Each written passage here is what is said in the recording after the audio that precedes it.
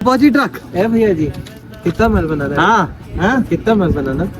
2-3 गाड़ी बना लो। ए मुन्ना चल, जल्दी कर रहे। ए छोटे, जल्दी चल रहे बता।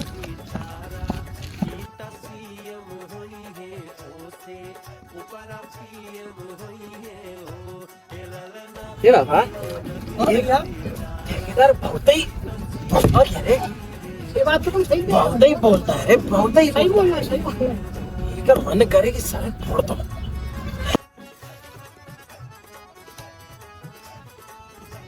रेड इसको उधर तो खिसको। क्या है बे? लव लेटर है क्या? लव लेटर दिख रहा है तुमको?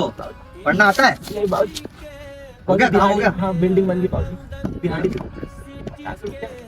500 का ज्यादा है क्या? 500 का बात हुआ था। अरे 50 का बात हुआ था रे। पाउची बिटिया के जन्मदिन में चाइना का भी मिल जाता, दिवाली का इनाम भी देंगे। एक तरफ से दे दो। पूरे दिन अरे ये और ले, बस चलो। इज्जत का काम करेगा। नेतागिरी है? तुम्हें भी करनी है नेतागिरी या पढ़ना है? प्रोडक्शन फंक्शन पढ़ लो आगे, नहीं तो यही करना पड़ेगा। अपना मिट्टी के ए बबुआ, फिल्म बात देख लिए? एंटरटेनमेंट हुई गवा? हाँ चलो जी, तो पढ़ना चालू कर देते हैं फिर। तो welcome to next toppers commerce. मैं हूं सानिध्य सर, आपका इकोनॉमिक्स हैकर, और आज हम पढ़ने वाले हैं एक और बहुत ही अमेजिंग टॉपिक जिसका नाम है प्रोडक्शन फंक्शन। तुमने सर को सारी की सारी मेहनत और मजदूरी करते हो तो देख लिया, तुमने ये भी देख लिया कि कितनी मेहनत के बाद कोई प्रोडक्ट बनता है। तो ये प्रोडक्शन फंक्शन क्या है, ये प्रोडक्शन प्रोसेस क्या होती है, मैंने उसका आपको एक जिस्ट अभी इंट्रो में दिया, ठीक है। तो आप बहुत सारी चीजें लेते हो, बहुत सारे इनपुट्स लगाते हो कोई प्रोडक्ट बनाने के लिए। एक बिल्डिंग खड़ी करनी हो, कुछ खेती करनी हो, कोई सामान बनाना हो, हर चीज में कुछ ना कुछ इनपुट्स लगते हैं, तभी जाके कोई प्रोडक्ट बनता है, ठीक है। इस पूरे चैप्टर में ऐसी कई सारी चीजें हैं जो कि बाकी जगहों पर आपको रियल लाइफ अप्रोच से नहीं समझाया जा पाता या आप समझ नहीं पाते। तो ये कई बार टेक्निकल हो जाता है, जबकि इतना टेक्निकल चैप्टर है नहीं, ठीक है। तो आज हम इस चैप्टर को पढ़ेंगे एकदम रियल लाइफ अप्रोच से, और हर एक कोने को जज करेंगे, पढ़ेंगे, जिससे कि आपको कुछ भी ना छूटे और आप बेहतर से बेहतर मार्क्स लेके आओ इस टॉपिक में, ठीक है जी। चलो, सबसे पहले इस चैप्टर की सबसे पहले जो वर्ड है प्रोडक्शन, इसके बारे में बात कर लेते हैं। तो बेटा प्रोडक्शन क्या होता है? बेटा किसी महापुरुष ने कहा था कि एक ऐसी मशीन बनाऊंगा कि इधर से आलू डालू निकलेगा तो इसमें से क्या निकलेगा? सोना। इधर से आलू डालूंगा तो इसमें सोना निकलेगा। ये कौन सी मशीन है भाई? तो बेसिकली जो प्रोसेस है उसको क्या बोलना चाह रहा है कि ये सर प्रोडक्शन का प्रोसेस है। प्रोडक्शन का प्रोसेस मतलब आप कुछ इनपुट डाल रहे हो मशीन के अंदर, जिससे कि आप कुछ आउटपुट निकाल सको। इस प्रोसेस को हम कह रहे हैं प्रोडक्शन। कि कुछ रॉ मटेरियल्स लगेंगे, कुछ ऐसी मशीनों के अंदर आप उसको डालोगे जिससे कि एक फाइनल आउटपुट या फाइनल गुड बन सकता है, जिसको आप बाद में जाके कंज्यूम कर सकते हो, राइट। तो basically production refers to a transformation of input into output. आप कुछ डालो और उसके बदले में कुछ प्रोडक्ट बन के निकाल दो, ठीक है। इसे हम प्रोडक्शन कहते हैं। Now let's come up to the second point कि प्रोडक्शन फंक्शन क्या है, इसको कैसे एक्सप्रेस कर सकते हो। तो बेटा इसका रिलेशन क्या होता है कि इनपुट के सारे फैक्टर्स और आउटपुट, ये दोनों के बीच में एक ऐसा रिलेशन कैसा होता है, ये फिजिकल रिलेशन कैसा है, इसको हम कैसे एक्सप्रेस कर सकते हैं। तो बेटा हम इसको इस फॉर्म में एक्सप्रेस करते हैं। सर ये फॉर्म क्या है, थोड़ा सा समझा दो। बेटा ये है आपका प्रोडक्ट, ठीक है, आप इसका प्रोडक्शन कर रहे हो। लेट्स से कि आप वीट का प्रोडक्शन कर रहे हो, ठीक है। अब वीट को प्रोड्यूस करने के लिए आपको लोग भी लगेंगे, तो L can stand for labour. तो लेबर जो है आपका लग रहा है, ठीक है, ये फंक्शन है, लेबर लग रहा है। अच्छा, के से मैंने यहाँ पे कैपिटल को डिनोट किया है वाई, क्योंकि कैपिटल बेटा हम सी से इसलिए नहीं कर रहे हैं क्योंकि लेटर स्टेजेस में जब आप पढ़ोगे तो हम कई बार कंजम्पशन को सी से डिनोट करते हैं, इसलिए हम लोग कैपिटल को वापस सी से नहीं डिनोट कर सकते, राइट। तो हम इसको एक नया एक्सप्रेशन दे देते हैं, दैट इज के, ठीक है। तो यहां पे हम समझ पा रहे हैं कि ऐसे कई सारे ऐसे फैक्टर्स को मैं यहां पे ला सकता हूं एक प्रोडक्ट को बनाने के लिए। बेटा बहुत सारी चीजें लगती हैं, लैंड लगता है, लेबर लगता है, एंटरप्रेन्योर लगता है, पैसा लगता है, हर चीज लगती है। तो उन सब चीजों लगने की वजह से जो एक प्रोडक्ट बनता है, इसको अगर मैं एक्सप्रेस करूं तो इसे हम प्रोडक्शन फंक्शन कहते हैं। क्लियर? चलो जी, नेक्स्ट स्लाइड का फटाक से फोटो लो। चलो बेटा फटाक से चालू करते हैं और समझते हैं शॉर्ट रन और लॉन्ग रन होता क्या है। देखो बेटा सिंपल सा कंसेप्ट है, जब आप प्रोडक्शन करते हो तो आपको कुछ चीजों की जरूरत पड़ती है। जैसे क्या सर, आपको लेबर लगेगा, आपको लगेगा पैसा, कैपिटल लगेगा, आपको लगेगा लैंड, आपको जमीन लगेगी, है ना, आपको लगेगा रॉ मटेरियल, आपको लगेगा एंटरप्रेन्योर, बिजनेसमैन भी तो लगेगा। तो ये सारे के सारे चीजें मिलती हैं तब जाके प्रोडक्शन होता है, बराबर। अब होता है बेटा प्रोडक्शन कम समय में और लंबे समय में, तो दोनों में थोड़े से अंतर होते हैं। जैसे कि अगर मुझे कम समय में कुछ बनाना हो तो मेरे पास प्रॉब्लम यह है कि मैं जमीन, मशीन, ऐसी कुछ चीजें बढ़ा नहीं सकता। जैसे कि मान लो मेरे पास एक ऑर्डर आया और मेरे ऑर्डर कैपेसिटी की मैं दिन की सिर्फ 10 शर्ट बना सकता हूं, ठीक है, दिन की बस 10 ही शर्ट बना सकता हूं, लेकिन मेरे पास एक ऐसा ऑर्डर है कि मुझे 2 दिन में 200 शर्ट बनानी है, तो मैं क्या करूं? मैं मशीनें खरीद लूंगा क्या सिर्फ 2 दिन के लिए? तो ऐसा नहीं होता। तो फिक्स्ड फैक्टर्स जो होते हैं ना उसमें यहां पर चेंज नहीं होता, लेकिन वेरिएबल फैक्टर्स में यहां पे चेंज देखा जाता है। सर मतलब जैसे कि बेटा मैं मशीन तो खरीद नहीं सकता, मशीन एक फिक्स फैक्टर है, वेरिएबल फैक्टर बढ़ा सकता हूं प्रोडक्शन बढ़ाने के लिए। जैसे कि क्या सर, रॉ मटेरियल बढ़ा दूंगा, बहुत सारा सामान लाऊंगा और बहुत सारा लेबर अपॉइंट कर लूंगा जो कि ये प्रोडक्ट मेरे लिए बनाकर दे सके। तो कम समय में अगर आपको प्रोडक्शन चेंज करना हो, बढ़ाना हो या कम करना हो, तो फिक्स्ड फैक्टर में कोई चेंज नहीं होता, सिर्फ वेरिएबल फैक्टर्स में चेंज देखा जाता है। जैसे कि आप जमीन को नहीं बढ़ा सकते लेकिन आप मजदूर ज्यादा लगा सकते हो। हमारे में प्रशांत सर मजदूर नहीं भाई, है ना, वो तो मैंने फोटो पुरानी वाली लगा दी, ठीक है, बड़ा स्मार्ट लग रहे थे इसलिए मैंने ले लिया, है ना। चलो जी, अब आता है बेटा लॉन्ग रन। अब लंबे समय में क्या होता है, हर एक फैक्टर वेरिएबल फैक्टर होता है। आप जमीन भी बढ़ाना चाहो बढ़ा सकते हो, आप मशीन भी बढ़ाना चाहो बढ़ा सकते हो। जैसे कि मान लो वही ऑर्डर आपके पास आ गया, लेकिन अगर नेक्स्ट आपको 2 सालों के अंदर वो देना है, जैसे कि 2 साल में आपको बहुत सारी शर्ट्स बना के देनी है, तो बेटा आप फिर मशीन भी खरीदोगे, आप जमीन भी खरीदोगे और आप ऐसी सारी की सारी लेबर भी बढ़ा सकते हो, आप रॉ मटेरियल भी ज्यादा ले सकते हो, मतलब आप हर चीज मुमकिन कर सकते हो। इस जगह पर 2 दिन के लिए आदमी मशीन नहीं खरीद सकता, लेकिन 2 साल के अंदर मशीन और लैंड वगैरह एक्सपैंड कर सकता है, ज्यादा खरीद सकता है, ठीक है। अब बात अगर यही देख लो तो हमारा देश जो है बेटा संघर्षों से मजबूत हुआ देश है। इतिहास में जाकर देखो तो हमारे देश ने काफी सारी चुनौतियों का सामना किया और आज हर एक नागरिक जो इस देश का एक महान, एक विशाल देश का नागरिक है, उसके चेहरे पे गौरव है, उसके चेहरे पे गर्व है कि वो बहुत प्राउडली कहता है कि मैं एक इंडियन हूं। और बेटा कोई बहुत बड़ी बात नहीं है, बात सिर्फ समय की है। समय जब न्याय करता है ना तो गवाहों की जरूरत नहीं पड़ती। अभी तक प्रॉब्लम आ रही थी, हो सकता है कि कुछ टाइम बाद आपको मैप कुछ ऐसा देखने को मिले इंडिया का, अभी तक यही नहीं समझ पा रहे थे मध्य प्रदेश का है, अब इस्लामाबाद वगैरह देखना पड़ेगा कहां पड़ता है वो। चलो जी स्क्रीनशॉट लो। चलो बेटा फटाक से देख लिया आप लोगों ने। चलो जी नेक्स्ट पॉइंट पे चलते हैं, इसके बीच में डिफरेंस पढ़ लेते हैं। तो शॉर्ट रन और लॉन्ग रन में हमने देखा कि शॉर्ट रन में आपको पता है सर सिर्फ और सिर्फ ओनली वेरिएबल फैक्टर्स की वजह से इसमें आपको चेंज दिखेगा। प्रोडक्शन सिर्फ और सिर्फ वेरिएबल, जैसे कि रॉ मटेरियल, लेबर के चेंज होने पर ही प्रोडक्शन बदल रहा है। यहाँ पे सारे के सारे फैक्टर्स की वजह से आपका चेंज दिखा जाता है, रॉ मटेरियल, लेबर, साथ ही साथ कैपिटल, लैंड, उसके साथ साथ मशीन, सब चेंज हो सकता है, ठीक है। इसको हम इसलिए 2 चीजों में क्लासिफाई कर देते हैं, एक होता है वेरिएबल फैक्टर्स, दूसरे होते हैं फिक्स फैक्टर्स। फिक्स फैक्टर जिन्हें हम चेंज नहीं कर सकते शॉर्ट रन में। लॉन्ग रन में हम सारे के सारे फैक्टर्स को वेरिएबल मानते हैं। क्यों? क्योंकि सबके सब चेंज हो सकते हैं, बराबर। Variable factors are those factors जो कि हम चेंज कर सके, अभी मैं उनको भी आगे आपको समझाऊंगा। अच्छा, प्राइस डिटर्मिनेशन, कि प्राइस कैसे सेट होगा, प्राइस कैसे वैरी करेगा, तो शॉर्ट रन में सिर्फ डिमांड काम करता है। कैसे? कि भैया प्राइस डिटर्मिनेशन जो है ना सिर्फ डिमांड पे निर्भर है। क्यों? कि भैया जैसी लोग डिमांड करेंगे उसी अनुसार हमें प्राइस वगैरह रखना पड़ेगा, ठीक है। क्यों सप्लाई यहां पे रोल नहीं आता? क्योंकि बेटा जब समय कम होता है ना तो हमारे पास सप्लाई की प्रॉब्लम होती है, कम समय में हम सप्लाई ज्यादा नहीं बढ़ा सकते, ठीक है। इसीलिए लॉन्ग रन में ये दोनों के दोनों फैक्टर्स जो हैं आपके काम आते हैं। लंबे समय में आप सप्लाई बढ़ा भी सकते हो और कम भी कर सकते हो, शॉर्ट रन में आप तुरंत बढ़ा नहीं सकते क्योंकि अब आपके पास समय बहुत कम है। क्लियर है? तो ये आपको समझ आया होगा, फटाक से इसका स्क्रीनशॉट ले लो, ठीक है जी। अब आ जाते हो नेक्स्ट पॉइंट में। नेक्स्ट पॉइंट क्या है सर? बेटा यहाँ पे 2 फैक्टर्स हैं अपने पास, एक है वेरिएबल, दूसरा फिक्स्ड। मैंने अभी आपको बताया वेरिएबल फैक्टर्स कुछ नहीं जो कि शॉर्ट रन में आपका चेंज हो सकते हैं, जैसे कि आपका भैया लेबर और आपका रॉ मटेरियल, ठीक है। ये आप बोल सकते हो कि शॉर्ट रन में चेंज हो सकता है।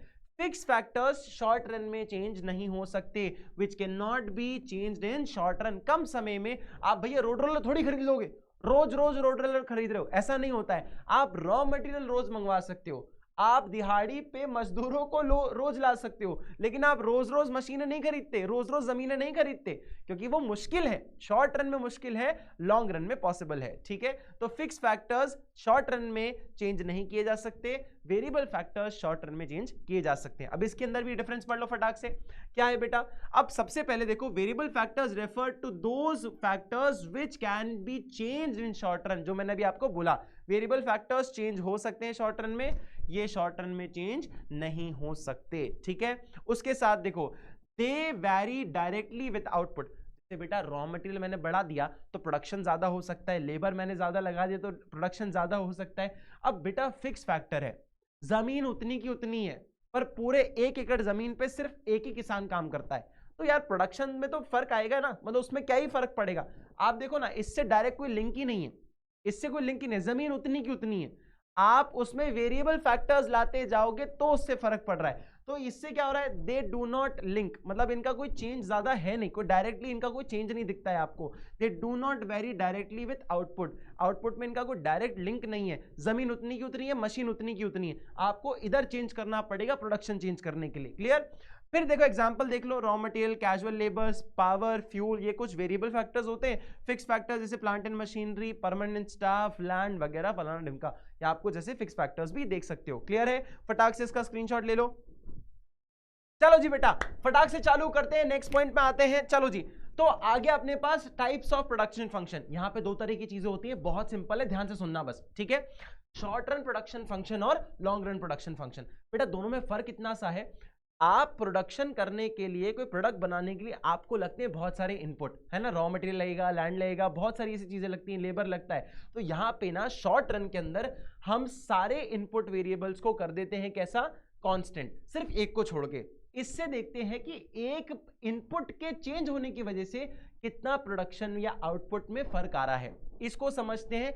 ये बताता है शॉर्ट रन प्रोडक्शन फंक्शन। मतलब आप बाकी सारे only one input can be changing while keeping other inputs unchanged। आप बाकी सबको चेंज नहीं करते, सिर्फ एक चीज बदलते रहते हो। जैसे रॉ मटेरियल सेम है, लैंड सेम है, सब कुछ सेम है, बस लेबर या तो बढ़ेगा या कम होगा, और उस बढ़ने घटने की वजह से कितने प्रोडक्शन हो पा रहा है, इसको बताता है शॉर्ट रन प्रोडक्शन फंक्शन। जबकि इसका थोड़ा सा अलग ये है लॉन्ग रन प्रोडक्शन फंक्शन। ये क्या बताता है, लॉन्ग रन प्रोडक्शन फंक्शन बताता है कि जितने भी इनपुट्स हैं हम सबको चेंज करेंगे, हम सारे इनपुट्स को चेंज करेंगे, सेम प्रोपोर्शन में करेंगे, ये चेक करने के लिए कि बेस्ट कॉम्बिनेशन क्या है इनपुट्स का, जिससे प्रोडक्शन बढ़ सके या कम हो सके, ऑल्सो बेस्ट मेथड क्या है। तो इसको बताता है production function long run production function. बेटा इसको हम लॉ ऑफ वेरिएबल प्रोपोर्शन से भी देखते हैं, इसको law of returns to scale से भी देखते हैं। ठीक है, तो भैया यहां पे क्या हो रहा है, all inputs simultaneously increasing all inputs simultaneously and in the same proportion। ठीक है, यहाँ पे सारे inputs चेंज होते हैं, यहाँ पे सारे inputs कांस्टेंट होते हैं except one। ठीक है, और उससे चेक करते हैं कि भैया कहाँ पे आउटपुट या प्रोडक्शन कम या ज्यादा होता है। क्लियर है। अब आ जाओ नेक्स्ट पॉइंट में, इसका स्क्रीनशॉट ले लो, लेना है तो। ठीक है, चलो अब आ जाओ नेक्स्ट पॉइंट में। What is product. प्रोडक्ट क्या होता है भैया, एक समय के अंदर एक कंपनी ने या एक इंडस्ट्री ने कितने वॉल्यूम ऑफ गुड्स बनाए उसे हम प्रोडक्ट कहते हैं, कितना सामान बनाया। अब देखो ध्यान से, यहाँ पे आपके पास आता है टोटल प्रोडक्ट, एवरेज प्रोडक्ट और मार्जिनल प्रोडक्ट। हर एक को पढ़ते हैं, ध्यान से पढ़ते हैं, ध्यान से देखना। ठीक है, अब आता है टोटल प्रोडक्ट। टोटल प्रोडक्ट क्या है, एक समय के अंदर एक फर्म ने कितने सारे प्रोडक्ट बनाए उसका टोटल कर दो, उसे हम टोटल प्रोडक्ट कहते हैं। ठीक है, total product refers to total quantity of goods produced by a firm during a given period of time with given number of input. कि जितना आपने इनपुट लगाया था उसमें एक समय के अंदर कितने प्रोडक्ट्स बना पाए उसका टोटल बताओ, उसे हम टोटल प्रोडक्ट कहते हैं। कि एक कंपनी थी भैया खिलौने की दुकान की, तो खिलौने की दुकान में बहुत सारा सामान था, हमने उससे बहुत सारे खिलौने बना दिए, तो इसका टोटल नंबर बता दो, ये टोटल प्रोडक्ट हो जाता है। ठीक है, सिंपल है। अब आ जाओ फटाक से एवरेज प्रोडक्ट। अब ये जज्बात बदल दिए, हालात बदल दिए वाला केस क्या है। अब जैसे हम किसी भी चीज का एवरेज निकालते हैं, जैसे मान लो क्लास में जितने, मतलब मान लो 5 बच्चे हैं, उनका मार्क्स का एवरेज कैसे निकलता है, आप सबके मार्क्स को ऐड करो और जितने नंबर ऑफ स्टूडेंट्स हैं उससे डिवाइड कर दो, आपको पता चल जाएगा कि पर बंदा कितने मार्क्स आए हैं, लाइक ऑन एन एवरेज कितना आया है। या फिर आप जैसे कई बार देखते हो कि आप कभी पार्टी में जाते हो, या कहीं बाहर आउटिंग पे जाते हो दोस्तों के साथ, तो किसी पे 10 रुपए हैं, किसी पे 20 रुपए हैं, किसी पे 5 रुपए हैं, किसी पे 50 रुपए हैं, तो आप सबकी गणित लगाते हो और एक इंसान पे कितने पैसे आ रहे हैं तो नंबर ऑफ पीपल से डिवाइड कर देते हो, एवरेज नंबर आ जाता है ना। सेम उसी प्रकार, सेम भाई घिसा पिटा method, total number of products divided by number of units of variable factor. तो सिंपल है, total product divided by units of variable factor. कितने फैक्टर्स हैं उनसे डिवाइड करो और कितने टोटल प्रोडक्ट हैं उनको डिवाइड कर दो, ठीक है। तो ये सिंपल कंसेप्ट है, वो बताता है एवरेज प्रोडक्ट, कितने एवरेज प्रोडक्ट बन रहे हैं। Average product refers to an output per unit of variable input, ठीक है। अब आ जाओ फटाक से मार्जिनल प्रोडक्ट पे। मार्जिनल प्रोडक्ट और भी आसान है। टोटल प्रोडक्ट में अभी हम जितने इनपुट लगा रहे थे, जितने वेरिएबल फैक्टर्स थे, उसमें हम कुछ टोटल नंबर ऑफ प्रोडक्ट बना पा रहे थे। मैंने एक और वेरिएबल फैक्टर बढ़ा दिया, मैंने एक और वेरिएबल फैक्टर बढ़ा दिया तो मैंने और प्रोडक्ट बना लिया। तो मैंने पहले वाले और दूसरे वाले में कितना बना लिया, कम बनाया ज्यादा बनाया, उसको कहते हैं मार्जिनल प्रोडक्ट। जैसे अपन मार्जिन कहते हैं ना, कितना मार्जिन प्रॉफिट है, तो जैसे मार्जिन मतलब क्या है कि आपको कितना और एक्स्ट्रा मिल रहा है एक और यूनिट बढ़ा के, उसे समझाते हैं। अब इसको मैं बहुत सरल भाषा में बताता हूं। 6 लोग हैं, 10 टिकटॉक बनाते हैं रोज की, एक दिन की 10 टिकटॉक बनाते हैं 6 लोग मिलके। जैसे इस भाई ने इस ग्रुप को ज्वाइन किया तो दिन की पूरे ग्रुप की 12 टिकटॉक बनने लग गई, तेरी प्यारी प्यारी दो अखियां, है ना। तो बेसिकली क्या है, यहाँ पे 6 लोग मिलके 10 टिकटॉक बना रहे थे, अब 7 लोग मिलके 12 टिकटॉक बना रहे हैं। तो एक और इंसान के जुड़ने से कितना बढ़ गया बेटा, एक और इंसान के बढ़ने से 2 टिकटॉक बढ़ गई। तो ये जो 2 होगा इसे हम मार्जिनल प्रोडक्ट कहते हैं। जो 2 टिकटॉक बढ़ गई उसे हम मार्जिनल प्रोडक्ट कहते हैं। इसका फॉर्मूला क्या है, इसकी डेफिनेशन देख लो फटाक से। Marginal product refers to an addition to a total product.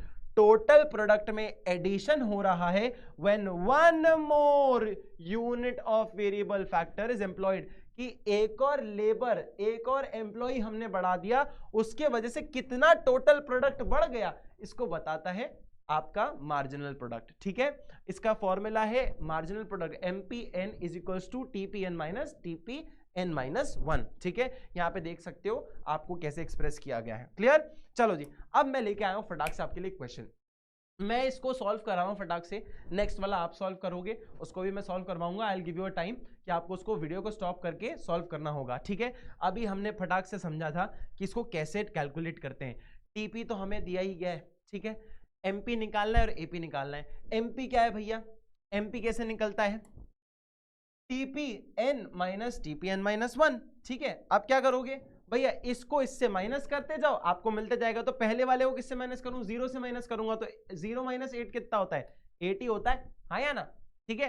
Average कैसे निकलेगा, 8 डिवाइडेड बाय 1 कितना होगा, 8 ही आएगा, ठीक है। चलो 8 माइनस 16 कितना दिख रहा है, 16 माइनस 8 कितना दिख रहा है, देखो आपको दिख रहा है डिफरेंस 8 का है, ठीक है, 8 का डिफरेंस है।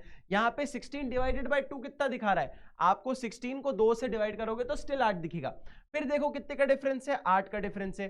3 से डिवाइड किया 24 को कितना आ रहा है, स्टिल 8 आ रहा है। 8 3 जा 24 होता है, ठीक है। अब देखो यहाँ पे थोड़ा सा चेंज देखने को मिल रहा है।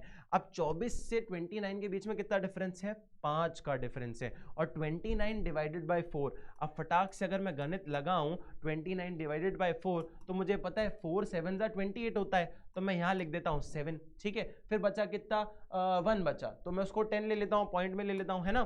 तो पॉइंट बचा वो कितना हो गया 2, फिर बचा 2, तो 4 जा चला जाएगा, 5 जा चले जाएगा, तो 7.25 आ गया, ठीक है। ये देखो 7.25 यहाँ मुझे दिख गया। फिर देखो नेक्स्ट पॉइंट, यहाँ पे 29 और ये 29 आ गया 0, ठीक है। अब 5 से ये डिवाइड कर दूं कितना आ जाएगा, 5 5 जा 25 होता है, क्लोजेस्ट है, तो यहाँ पे 5 ले लिया, ठीक है। बचा 4 कितना हुआ, तो 5 आपका 8 जा कितना होता है 40 होता है, तो 0.8 आ गया, ठीक है। कितना आ गया 5.8 हो गया इधर, क्लियर। अब देखो नेगेटिव जा रहा है, टोटल प्रोडक्ट नेगेटिव हो रहा है, तो 29 से कितना हो गया 25 हो गया, तो माइनस यहाँ पे आप लिख दोगे 4। और सेम में इसको लास्ट वाले को कैलकुलेट कर लो, 25 डिवाइडेड बाय 6 कितना होता है, 6 इंटू 4 इज इक्वल्स टू आपका 24, बचा कितना 1, तो उसमें देखोगे 0.1 और बचा 6, तो 4.6 आ जाएगा, क्लियर है। तो आप मोटा मोटी लिख सकते हो 4.16, क्लियर। ये आपका पूरा पेपर ऐसा सॉल्व हो गया। ये कैलकुलेशन अगर आपको आए तो निकालना आना चाहिए। फटाक से स्क्रीनशॉट ले लो, ठीक है। नेक्स्ट क्वेश्चन को सॉल्व करो फटाक से।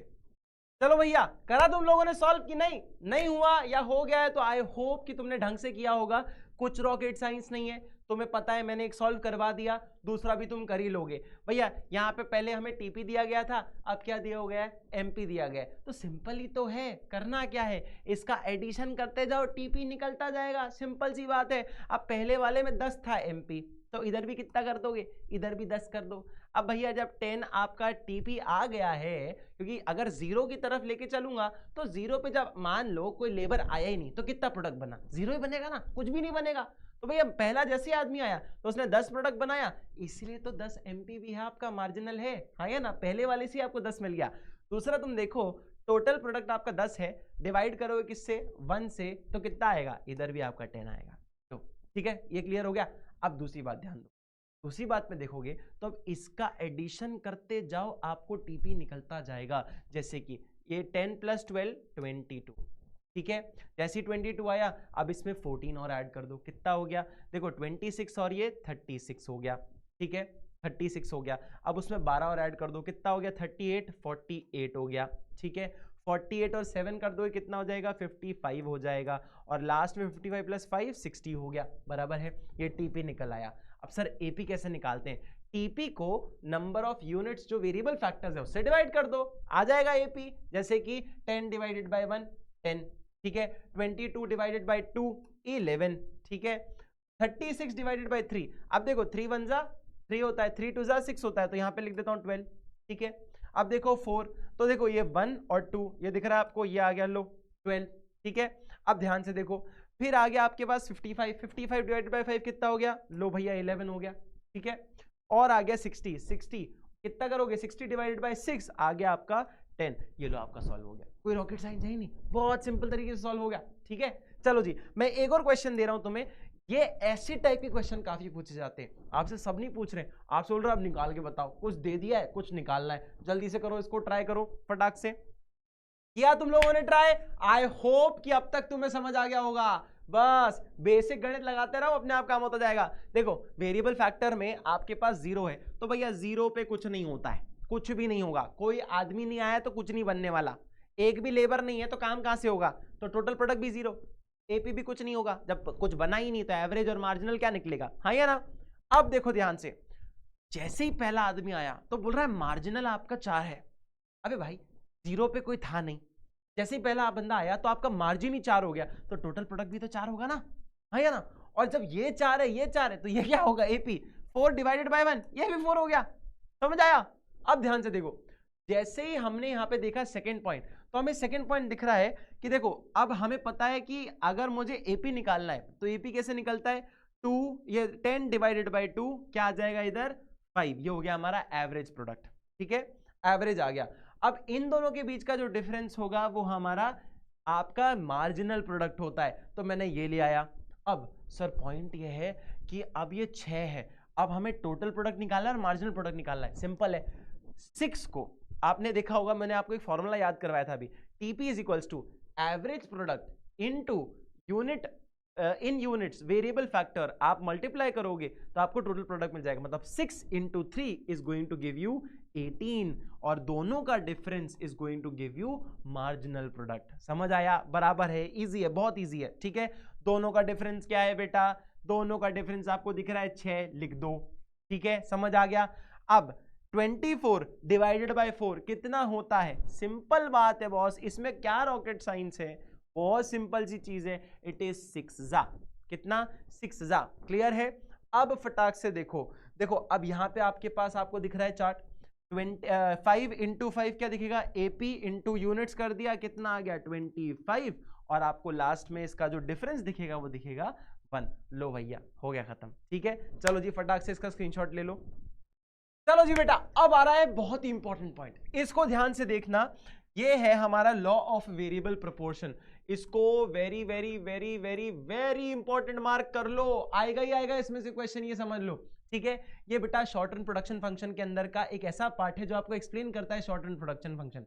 अब देखो ध्यान से, ये लॉ ऑफ वेरिएबल प्रोपोर्शन क्या कहता है कि सारे आप इनपुट फैक्टर्स जो है उसको फिक्स कर दो और एक इनपुट फैक्टर जो है, वेरिएबल फैक्टर जो है, उसको आप बदलो और चेक करो कि आपका टोटल प्रोडक्ट जो है वो इनिशियली तो बहुत तेज बढ़ता है, फिर धीरे धीरे बढ़ता है, फिर उसके बाद गिरना चालू कर देता है। ठीक है, अब ध्यान से देखना, law of variable proportion states that we increase quantity of only one input, एक ही इनपुट की क्वांटिटी को आप बढ़ा रहे हो, keeping other inputs totally fixed, total product initially increases at a increasing rate then at decreasing rate, पहले बहुत तेज बढ़ता है, फिर डिक्रीजिंग रेट पे बढ़ता है और फिर गिरना चालू करता है finally at a negative rate. ठीक है, अब ध्यान से देखना, मैं एक एग्जांपल से आपको समझाता हूं। बेटा हमारे विंसेंट भाई हैं, विंसेंट भाई की एक बड़ी फेमस पेंटिंग है स्टारी नाइट्स। ठीक है, तो विंसेंट भाई ने अकेले जब बना रहे तो बढ़िया पेंटिंग बना रहे, फिर हमारा भाई आ रहा है इधर बिट्टू, बिट्टू बोलता है अरे विंसेंट भाई तुम्हारा जो पेंटिंग है ना इसमें थोड़ा लोचा है, मैं इसमें ना थोड़े ब्रश वश मारता हूँ, स्ट्रोक वोक मारता हूँ, अभी सही करके देता हूँ। ये बढ़िया अकेला भाई बना रहा था अपना अच्छा खासा, ये इनने आगे पता नहीं क्या चितकबरा सा बना दिया। ठीक है, ठीक है, फिर जैसे बिट्टू के साथ यहाँ पे आ गया पिंकी। ठीक है, पिंकी बोलता है अबे तुम दोनों क्या कर रहे हो यार, मेरे स्ट्रोक जो है ना वो ऐसे हैं कि भैया पूरी ऐसी की तैसी हो जाएगी। इन्होंने मौना लीसा बना दिया। ठीक है, मौना का लीसा कर दिया इनने, मौना उधर लीसा इधर। तो बेसिकली तुम देखो इन्होंने पेंटिंग ऐसी की तैसी कर दी। ठीक है, ये मतलब अब पता नहीं भैया इसकी मैं आंखों में भी नहीं देख पाऊंगा। जैसे ये मोनालिसा जो है इसकी खासियत है पेंटिंग की कि भैया जहां से देखो आपको ये लगता है कि पेंटिंग आप ही को देख रही है। ये भैया मेरे को देखना ही नहीं इसकी तरफ, मेरे को इसकी आंखों में नहीं देखना। तो ये जैसे लोग बढ़ते जा रहे हैं पेंटिंग खराब होती जा रही है। फिर हमारा नेक्स्ट जो सबसे लास्ट भाई अपना चिंटू। ठीक है, चिंटू, तो चिंटू भाई जैसी आए बोलते अबे तुमने मौना का लीसा अलग कर दिया, मैं बनाता हूं। इसने ड्रैगन बॉल जी पता नहीं क्या ही बना दिया, राक्षस जो समझ नहीं आ रहा है किसी को। तो जैसे लोग बढ़ते जा रहे हैं प्रोडक्ट की क्वालिटी खराब हो रही है। वो होता है ना पेंटिंग अकेला आदमी करे तो ज्यादा बेटर है, 4 लोग मिलकर करते हैं तो खराबी हो जाती है। ठीक है, तो उसी प्रकार मैं आपको समझा रहा था। अब इसका ना एक आप आगे देखो इसका वर्जन, इसके ना कुछ अजम्पशंस है बेटा। अजम्पशन क्या है आपको मानना पड़ेगा। जैसे हमारे इकोनॉमिक्स में बहुत सारे अजम्पशंस होते हैं, हमें मान के चलना पड़ता है तभी ये लॉ वर्क करता है। तो हमें मान के चलना पड़ेगा कि टेक्नोलॉजी फिक्स्ड है, हमें मान के चलना पड़ेगा कि भैया सिर्फ एक ही इनपुट जो है वो चेंज हो रहा है, बाकी सारे जो है वो फिक्स्ड है, ये मान के चलना पड़ेगा। ये मान के चलना पड़ेगा कि शॉर्ट रन ही में काम हो रहा है, प्रोडक्शन जो है हम शॉर्ट रन का कर रहे हैं, क्योंकि ये वेरिएबल प्रोपोर्शन का जो लॉ है वो शॉर्ट रन में काम आता है। ठीक है, शॉर्ट रन में वर्क करता है। ठीक है, और इसमें एटलीस्ट एक आपके फिक्स्ड फैक्टर होने चाहिए, एक एटलीस्ट फिक्स फैक्टर तो आपके पास होना चाहिए। होमोजेनियस इनपुट होना चाहिए, सारे वेरिएबल्स जो है आपके इनपुट जो है वो सेम होने चाहिए। ठीक है, होमोजेनियस होना चाहिए, और ऐसे इनपुट्स को आप डिवाइड कर सको जिसमें बाद में आप इनको एडजस्ट कर सको, तो डिविजिबल भी होने चाहिए। ऐसे कुछ आप इनके अजम्पशंस लेके चलते हो। ठीक है, अब फटाक से आ जाओ इसके शेड्यूल पे। शेड्यूल में आप देखोगे तो बेटा हमारा जो फिक्स फैक्टर, जैसे लैंड है, लैंड हमारे पास 1 एकड़ है, तो हमने लैंड को फिक्स कर दिया, 1 एकड़ 1 एकड़ 1 एकड़ 1 एकड़, सब जगह हमारे 1 एकड़ है। अब मैं बोल रहा हूं ना बाकी सारी चीज फिक्स कर दी, आप एक ही इनपुट को चेंज कर सकते हो। तो यहां पे क्या चेंज कर रहे हैं हम, लेबर को चेंज कर रहे हैं। देखो यहां पे लिखा हुआ है लेबर, हम सिर्फ लोगों को बढ़ा रहे हैं, लेबर को बढ़ा रहे हैं। पहले जब एक लेबर आ रहा था तो 10 प्रोडक्ट बन रहे थे। ठीक है, मार्जिनल कितना है वो भी आपका 10 होगा। जैसे 2 लोग आए तो 30 प्रोडक्ट बनाना चालू किया, तो मार्जिन कितना हुआ, 20 हो गया। 3 लोग आए तो 45 प्रोडक्ट्स बनने लग गए, 4 लोग आए तो 52 बनने लग गए, 5 लोग आए तो स्टिल 52 बन रहे हैं, और 6 लोग आ गए तो और कम हो गया। सर ये ऐसे हो क्यों रहा है, मतलब पहले आप बोल रहे हो इंक्रीजिंग रिटर्न्स टू फैक्टर। अच्छा, पहला फेज जो है जब बढ़ रहा होता है तुरंत, जैसे 20 के मार्जिन से बढ़ गया, डबल हो गया, तो आप क्या बोल रहे हो, इसे इंक्रीजिंग रिटर्न्स टू फैक्टर बोल रहे हो। ठीक है, आप जैसे ही थोड़ा सा कम रेट पे बढ़ता है ना तो हम उसको क्या कहते हैं, diminishing returns to a factor. अब ये धीरे धीरे बढ़ रहा है, 15, 7 और 0, धीरे धीरे कम भी होता जा रहा है, बढ़ रहा है लेकिन धीरे धीरे कम होता जा रहा है, इसलिए इसको डिमिनिशिंग रिटर्न्स टू कहते हैं। यहां पे देखो 10 से 20 हो गया, यहां पे क्या हो रहा है, 15 से 7, 7 से 0, 20 से 15 भी हुआ। ठीक है, इसके बाद होता है negative returns to a factor. Negative क्या है बेटा, 0 के बाद नेगेटिव ही पहुंच गया है, -4 हो चुका है। अब सर ये ऐसा हो क्यों रहा है, आप इसका लॉजिकल आंसर दो मुझे, मैं लॉजिकल आपको आंसर देता हूं। बेटा एक जमीन है, मान लो एक जमीन है, किचन है, एक किचन में मात्र पहले एक ही शेफ काम करता है, वो अच्छे से कर रहा था।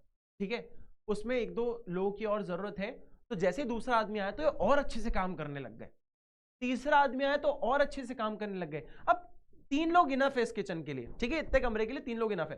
जैसे चौथा आदमी आया तो एड ऑन हुआ लेकिन थोड़ा सा कम हुआ, है ना, मतलब वो मदद कर पा रहा है लेकिन इतनी भी जरूरत नहीं थी, ठीक है।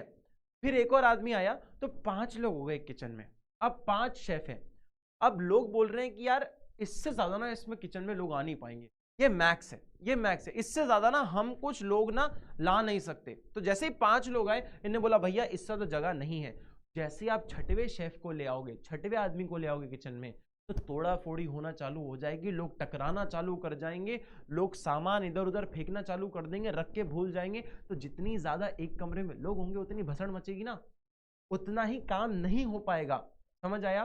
तो इसका मतलब है जब आप लेबर बढ़ाते जाते हो, आपका पहले तो बहुत जल्दी से प्रोडक्शन बढ़ता है, फिर धीरे धीरे बढ़ता है। और भैया एक जमीन पे आप अगर 500 लोगों को काम करने के लिए दे दोगे, तो यार इतनी बड़ी जमीन भी तो होनी चाहिए ना कि 500 लाख काम हो। सिर्फ 10 ही लोग लायक काम है और आप 20 लोग लेके बैठे हुए हो, तो लोगों बढ़ाने से आपका प्रोडक्शन नहीं बढ़ेगा। जैसे कि मान लो 4 पे आप 52 बना रहे थे, 4 लोगों पे आप 52 बना रहे थे, 5 में भी 52 बना रहे हो, क्यों? उसमें 4 की जरूरत होगी, समझ आया। तो ऐसे इस तरीके से हम लोग आगे बढ़ते हैं, क्लियर। चलो अब मैं आपको ना इसका ग्राफ समझाता हूं। जैसे तुम बॉल फेंकते हो, तो बॉल फेंकते हो तो तुमने देखा होगा ऐसे आगे फेंकते हो, पहले तो बहुत तेजी से ऊपर जाती है और ऊपर जाते जाते इसकी स्पीड हो जाती है बहुत स्लो। फिर एक ऐसा टॉप पॉइंट होता है जहां पे वो पहुंचती है और फिर गिरना चालू करती है ना। इसे कहते हैं हम टोटल प्रोडक्ट। क्या है कि पहले बहुत तेज जाएगी, इसे क्या कहते हैं बेटा? Total product. पहले बहुत तेज जाती है, फिर धीरे धीरे बढ़ती है, फिर उसके टॉप पे पहुंचने के बाद धीरे धीरे गिरना चालू करती है। इसे कहते हैं हम इंक्रीजिंग, ठीक है।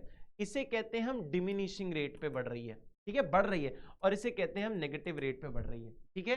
यहां पे आप देख सकते हो, यहां पे अगर एमपी देखो तो पहले फटाक से बढ़ती है, फिर सीधा गिरना चालू और नेगेटिव भी हो जाती है। ये हमारा है एमपी, ठीक है। अब मैं आपको ध्यान से इधर दिखाता हूं इसके बीच का रिलेशन। ये रहा टीपी, ये रहा आपका एमपी। देखो ऐसा सेम जैसा बॉल और मैंने प्लेन का बताया। देखो प्लेन में क्या होता है, कई बार अगर आपके विंग्स अगर अच्छे नहीं हो तो ऐसे पहले अचानक से उड़ता है और फिर नीचे गिरना चालू कर जाता है, ठीक है। सेम वे एमपी भी ऐसे ही काम करता है। देखो फर्स्ट फेज में TP is increasing at an increasing rate. TP जो है बढ़ रहा है इंक्रीजिंग रेट पे, कौन से पॉइंट तक? ये वाले पॉइंट तक, ठीक है। मैं आपको कलर्स के साथ दिखा रहा हूं, ठीक है। ये इंक्रीजिंग रेट पे बढ़ रहा है। अरे MP is also increasing, MP भी बढ़ रहा है, ठीक है, यहां तक बढ़ रहा है, ठीक है। अब मैं दूसरा कलर लेता हूं आप लोगों के लिए, व्हाइट कलर, ठीक है। व्हाइट कलर नहीं, मैं ले लेता हूं पिंक कलर, ठीक है। अब ये दूसरा फेज है, ये पहला फेज है, ये दिख रहा है आपके लाइन, ये लाइन दिख रही है, वो पहला फेज दिखा रहा है। दूसरा फेज है यहां से यहां तक का और यहां से यहां तक का, ठीक है, यहां से यहां। ये जो पिंक कलर में आप देख पा रहे हो ना, पिंक कलर में ये क्या बोलता है कि भैया TP is increasing at a decreasing rate. Decreasing rate पे बढ़ रहा है, मतलब धीरे धीरे बढ़ रहा है, इसकी स्पीड कम होती जा रही है। एमपी तो गिरना चालू कर दिया है, एमपी ने तो यहां पे पहुंचने के बाद गिरना ही चालू कर दिया है। फिर जो है एमपी जो है वो 0 हो जाता है और टीपी जो है वो मैक्सिमम पॉइंट पे पहुंच जाता है। देखो टीपी जो है वो मैक्सिमम पॉइंट में पहुंच गया है, ठीक है। टीपी जो है वो मैक्सिमम पॉइंट पे पहुंच चुका है, ये जो पॉइंट है इसे मैक्सिमम पॉइंट कहते हैं, ठीक है। अरे मैं मिटा देता हूं वरना आपको स्क्रीनशॉट लेना होगा। और ये देखो यहाँ पे टी वो 0 पहुंच चुका है। तो ये देखो जब ये टॉप पे होता है, मैक्सिमम पे होता है टीपी, तो एमपी आपका 0 हो जाता है, ठीक है। तो कैसे बढ़ रहा है आप समझ आ पा रहे हो ना, कि पहले दोनों तेजी से बढ़ रहे हैं, फिर ये धीरे धीरे बढ़ता है और ये तो गिरना चालू कर देता है। जैसे ही टॉप पे पहुंचता है ये 0 हो जाता है, ठीक है। और जैसे ही आपका ये भाई साहब अपना गिरना चालू करते हैं, जैसे ये भाई साहब अपने गिरना चालू करते हैं, ये अपने नेगेटिव हो जाते हैं एमपी भाई साहब, एमपी भाई साहब नेगेटिव हो जाते हैं। तो क्या बोल रहा है? TP starts decreasing, MP not only falls but also becomes negative. MP जो है नेगेटिव हो जाता है और टीपी गिरना चालू करता है, ठीक है। तो इट्स बेसिकली सिंपल, एमपी और टीपी ध्यान से देखना, ये दोनों बढ़िया से बढ़ते हैं, ये धीरे धीरे बढ़ना चालू करता है और ये तो गिरना चालू कर देता है। जब ये मैक्सिमम पहुंचता है ये 0 पे पहुंच जाता है, और जब जैसे ही टीपी गिरना चालू करता है ये तो नेगेटिव पहुंच जाता है, समझ आया।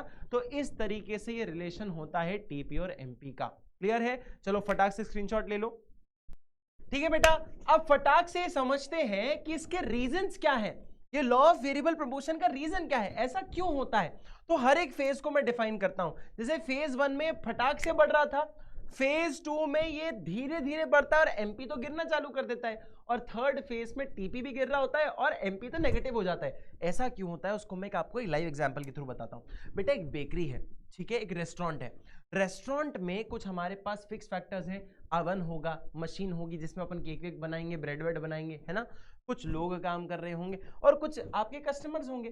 तो जितने, मान लो कि एक रेस्टोरेंट में कुल मिला के आपके कितने 6 लोग काम करते हैं, 5 लोग काम करते हैं, देखो 5 लोग हैं, 5 लोग अच्छे से काम कर रहे हैं, बढ़िया से काम कर रहे हैं, है ना, आपका बेहतरीन तरीके से काम कर रहे हैं। तो ये लोग 5 लोग, एक कोई ब्रेड बना रहा है, एक केक बना रहा है, कुछ सर्व कर रहा है, तो ऐसे करके काम कर रहे हैं, इनका काम डिस्ट्रीब्यूटेड है और ये बढ़िया से चला पा रहे हैं अपनी दुकान को, ठीक है। तो यहाँ पे बेटर यूटिलाइजेशन हो रहा है फिक्स रिसोर्सेज का, सही लोग हैं, सही फिक्स फैक्टर्स हैं, मतलब मशीनें भी उतनी है जितने लोगों की जरूरत है, तो बढ़िया तरीके से काम चल रहा है, एफिशिएंसी बढ़ रही है क्योंकि हर आदमी के पास अपना काम है।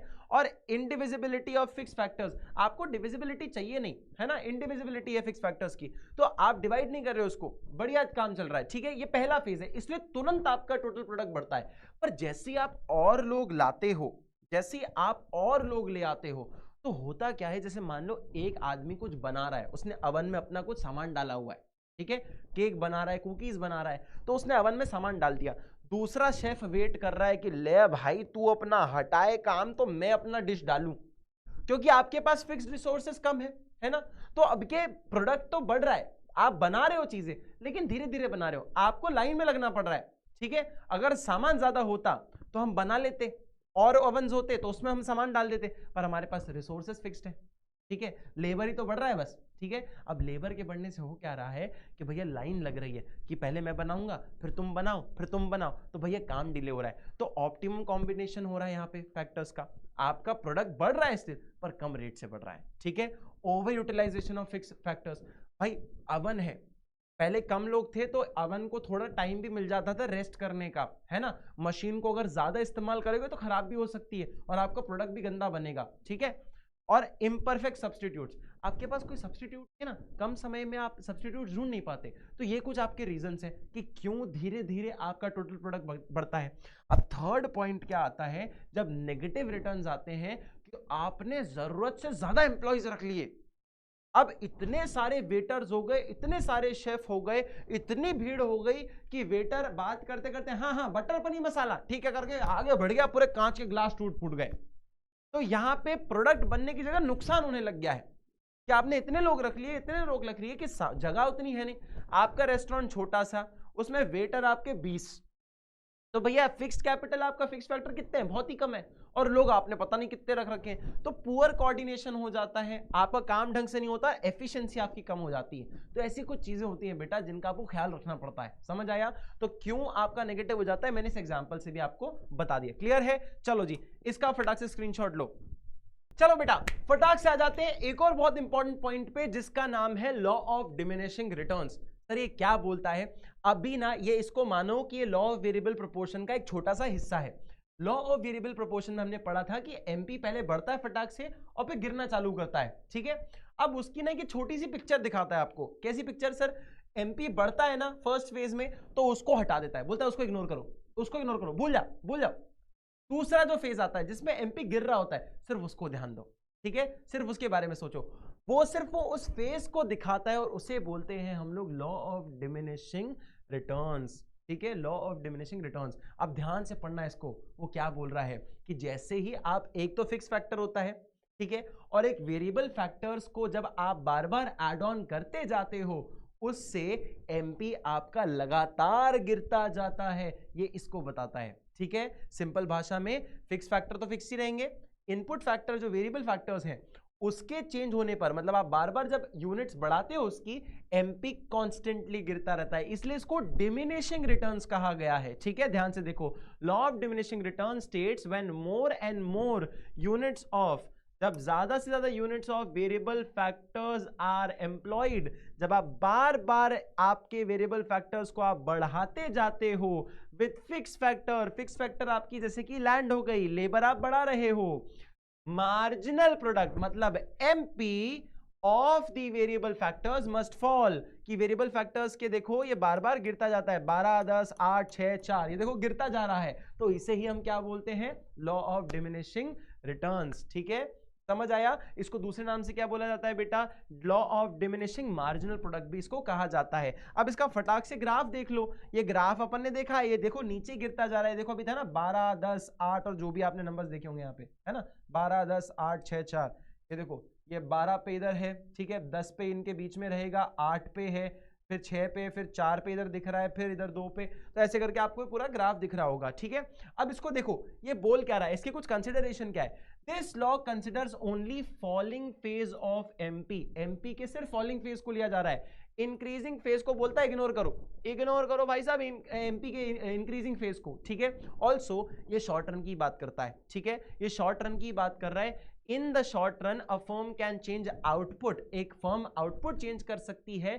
सिर्फ और सिर्फ वेरिएबल वेरिएबल फैक्टर्स को इंक्रीज करके, फिक्स फैक्टर तो आपके वहीं पे रहने वाले हैं। ठीक है, अच्छा एक और चीज, लॉन्ग रन में जब भी आप जाते हो तो सारे फैक्टर्स आपके क्या हो जाते हैं, वेरिएबल हो जाते हैं, सब आप चेंज कर सकते हो, जो मैंने आपको स्टार्टिंग में पढ़ाया भी है। ठीक है बेटा, इसका स्क्रीनशॉट लेना है, फटाक से ले लो। ठीक है, चलो जी नेक्स्ट पॉइंट में आता है, अब हम पढ़ेंगे टीपी और एमपी के बीच का रिलेशन। क्लियर है, चलो बेटा अब देखो रिलेशनशिप बिटवीन टीपी और एमपी। हाँ चलो जी, अब देखो ध्यान से, ये बेटा वही शेड्यूल है जो मैंने तुम्हें पहले समझाया और वही ग्राफ आने वाला है, पर इसको एक बार समझ लो क्योंकि कई बार आपसे डायरेक्ट क्वेश्चन पूछा जाता है टीपी और एमपी के बीच का रिलेशन बताओ। ठीक है, तो क्या होगा ध्यान से देखो, फिक्स फैक्टर लैंड उतनी है, आपके लेबर बस बढ़ते जा रहे हैं, पहले 0 लेबर था, 1, 2, 3, 4, फिर लेबर बढ़ता जा रहा है। ये सेम एग्जांपल मैंने आपको पहले बताया था कि पहले 0 लेबर था तो कुछ भी नहीं बना, 1 लेबर आया 10 प्रोडक्ट बने, मार्जिनल प्रोडक्ट भी 10 हो गया, है ना, 2 लोग आए तो 30 बनाया, 20 मार्जिनल प्रोडक्ट हो गया, इसका डिफरेंस आ गया इधर, है ना, ये इसका डिफरेंस यहाँ पे होता है। फिर 3 आया तो 45 बना, 4 आए तो 52 बना, 5 आए तो भी 52 बन रहा है। ठीक है, और 6 आया तो 48 बन रहा है। ये क्यों हो रहा है, लॉ ऑफ वेरिएबल प्रोपोर्शन की वजह से, है ना, बार बार आप बढ़ाते जा रहे हो फिर भी आपका टीपी जो है कम होता जा रहा है ना। अब यहीं पे आप जो इसको ग्राफ में शो करते हो ना, ग्राफ में जो मैंने अभी आपको सिखाया था ये उसी तरीके से बन रहा है। कैसे, देखो टीपी पहले बढ़ता है इंक्रीजिंग रेट पे और एमपी भी बढ़ता है, ये देखो वही चीज, ये दोनों साथ में बढ़े। ठीक है, ये भी बढ़ा ये भी बढ़ा, दोनों साथ में बढ़े। ठीक है, फिर जैसे ही आप जब फर्स्ट फेज खत्म करते हो तो ये टीपी बढ़ना चालू करता है, लेकिन डिमिनिशिंग रेट पे, जो मैंने भी आपको समझाया कि धीरे धीरे बढ़ना चालू करता है। जब लोग ज्यादा हो जाते हैं तो प्रोडक्ट बढ़ते हैं, बनते हैं ज्यादा, लेकिन कम बन पाते हैं जितने लोग बढ़ते हैं उसके मुताबिक। ठीक है, अब देखो यहाँ पे मैंने आपको फिर वही दूसरे कलर से मैं आपको दिखा देता हूँ कि ये देखो ये बढ़ेगा पर धीरे धीरे बढ़ रहा है। ठीक है, ये बॉल की तरह है। क्लियर, और यहाँ पे देखोगे तो जैसे ही सेकेंड फेज आता है ये एमपी भाई साहब तो गिरना ही चालू कर देते हैं, मानते ही नहीं, गिर ही रहे। तो दोनों जब टीपी धीरे धीरे बढ़ रहा है, एमपी जो है आपका गिरना चालू कर रहा है, दोनों एक ऐसे पॉइंट पे पहुंचते हैं कि भैया इसको बोलते हैं मैक्सिमम पॉइंट और इसको तो अपन एमपी कहते हैं कि 0 पे पहुंच चुका है। टीपी मैक्सिमम पे पहुंच जाता है सेम टाइम पे जब एमपी 0 होता है। ठीक है, तो TP reaches maximum point, MP becomes 0, MP 0 हो जाता है। और लास्ट पॉइंट जो है आपका, मात्र लास्ट पॉइंट क्या है बेटा कि भैया जब टीपी गिरना चालू करता है एमपी तो नेगेटिव हो जाता है। When TP starts decreasing MP becomes negative. ये इसका रिलेशन है, बहुत इजी है, आप आराम से समझ सकते हो। फटाक से इसका स्क्रीनशॉट ले लो। ठीक है, चलो अब समझेंगे एपी और एमपी के बीच में डिफरेंस। चलो अब ध्यान से देखो, इसके अंदर इसमें भी बहुत इजी है, बहुत इजी कंसेप्ट है। अब देखो इसमें भी शेड्यूल आ गया। शेड्यूल में देखो वही फैक्टर्स, आपके फिक्स फैक्टर्स आपके पास सेम है, लेबर ही बढ़ रहा है बस। अब तुम ये देखो, ये वही सारे नंबर्स हैं जो अभी अपन ने टीपी और एमपी के बीच के रिलेशन लिया।